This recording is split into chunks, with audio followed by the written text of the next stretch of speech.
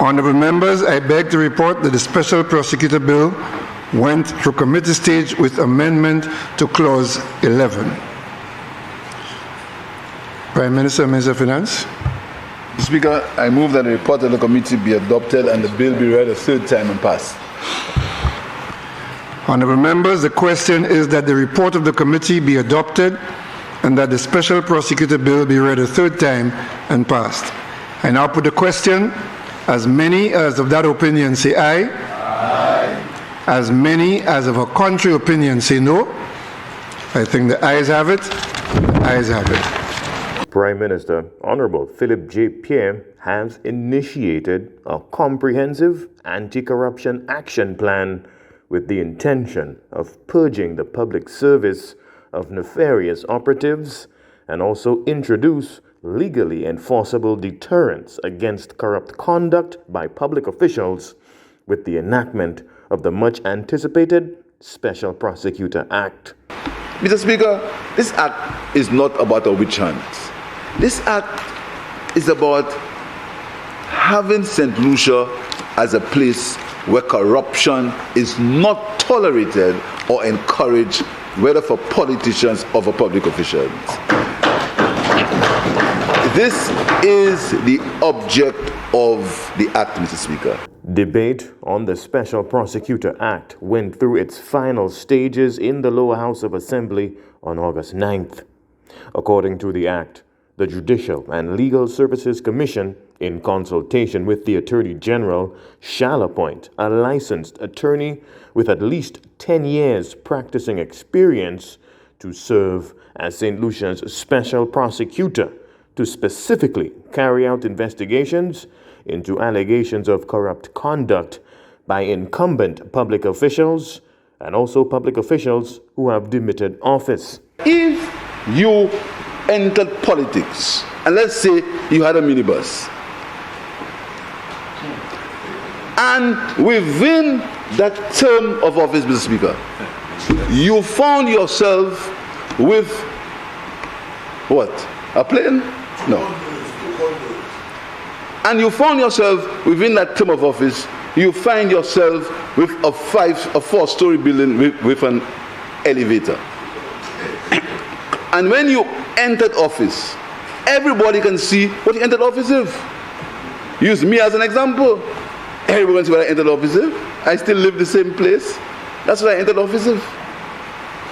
Anybody can see. But if you enter, and after 4 years, before you were there, you had a minibus. And because you know how to use money, after 4 years, Mr. Speaker, you have these vivid signs of wealth. Somebody should ask you, where did you get that money from?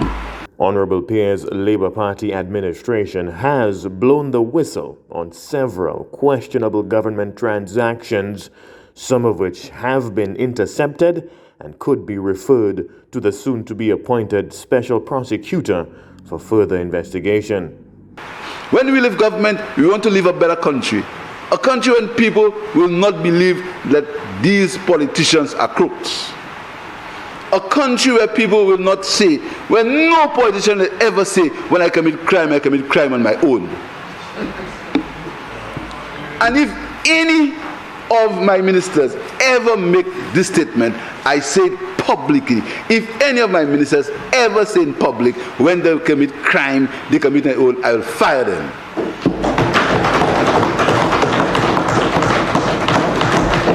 You cannot tolerate that level of ill discipline in your cabinet. In a cabinet, no prime minister, Mr. Speaker, no matter who the minister is. No prime minister should tolerate that level of largesse and say whatever you want and disrespect in parliament of people, Mr. Speaker. No prime minister should, and this prime minister will not tolerate it, Mr. Speaker. This prime minister will tolerate a higher level of governance. The authority of the Special Prosecutor is not in conflict with that of the Office of the Director of Public Prosecution.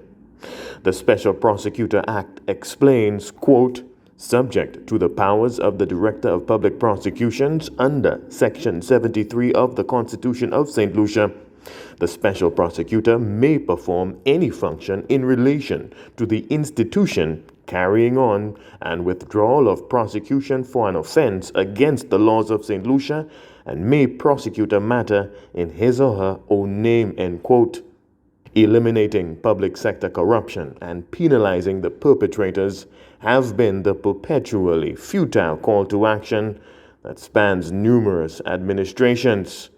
Until now, the legislation introduced by the Philip J. Pierre-led administration provides a credible avenue for the public to discreetly report corrupt conduct. It also establishes a workable legal framework proven throughout other Commonwealth jurisdictions for a special prosecutor to receive complaints and investigate corrupt conduct, and also further diminish opportunities for misappropriation and abuse of government resources and assets by public officials. From the Office of the Prime Minister, Rihani Isidore.